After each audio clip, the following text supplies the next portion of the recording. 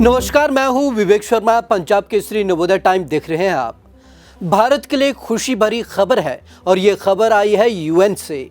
UN ने mid year report में अनुमान लगाया है कि चुनौतीपूर्ण ग्लोबल इकोनॉमिक नजरिए के बीच चालू वित्त वर्ष में भारतीय अर्थव्यवस्था में 6.3% की ग्रोथ होगी।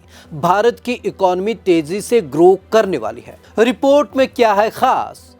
संयुक्त राष्ट्र का कहना है कि भारत दुनिया की सबसे तेजी से बढ़ती प्रमुख अर्थव्यवस्था बना रहेगा।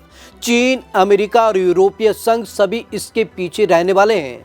बाकी देशों की इकोनॉमी भी भारत से धीमी गति से मूव करेगी। यूएन की यह रिपोर्ट ऐसे वक्त में आई है जब टैरिफ की वजह से दुनिया भर में महंगाई का खतरा मंडरा रहा है, साथ ही जब भारत पाकिस्तान में जियोपॉलिटिकल टेंशन बढ़ा हुआ है। अमेरिका और चाइना की इकोनॉमी में कितनी होगी ग्रोथ? रिपोर्ट के अनुमान से पता चलता है कि चीन 4.6%, अमेरिका 1.6%, जापान 0.7% और यूरोपीय संघ मामूली 1% की दर से ग्रोथ करेगा।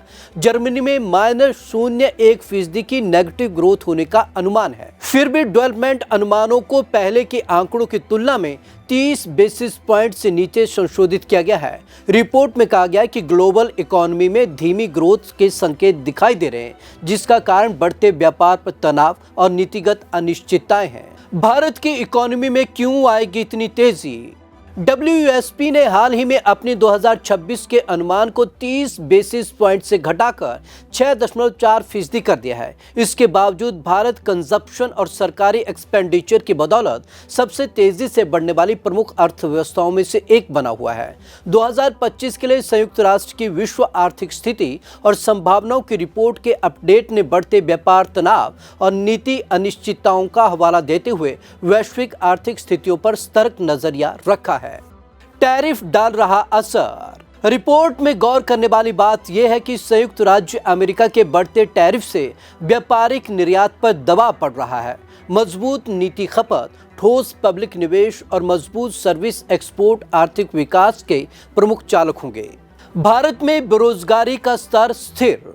रिपोर्ट में कहा गया है कि जबकि वर्तमान में छूट प्राप्त क्षेत्र जैसे फार्मास्यूटिकल, इलेक्ट्रॉनिक्स, सेमीकंडक्टर, ऊर्जा और तांबा आर्थिक प्रभाव को सीमित कर सकते हैं, हालांकि ये छूट स्थायी नहीं हो सकती। रिपोर्ट में यह भी स्पष्ट रूप से कहा गया है कि भारत में स्थिर आर्थिक स्थितियों के कारण नौकरी बाजार में बेरोजगारी का स्तर स्थिर बना हुआ है। भारत में नौकरी का डाटा।